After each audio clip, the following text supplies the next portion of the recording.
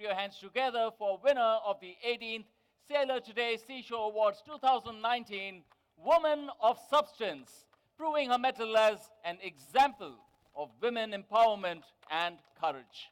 Mrs. Harjeet Kaur Joshi. May I request everybody to please come together in presenting the most coveted award. Me? Please come. Please.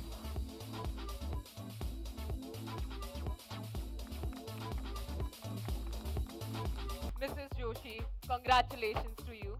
And we would love to hear a few words from you. The mic is right here. It's waiting for you.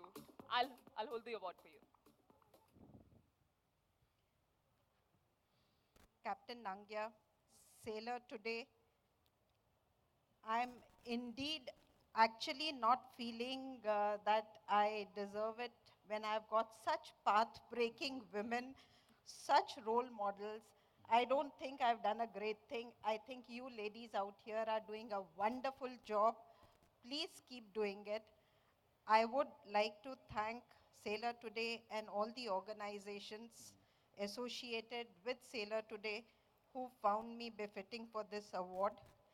It's indeed going to be a very memorable evening because actually this is the first award I'm receiving in this capacity. Oh.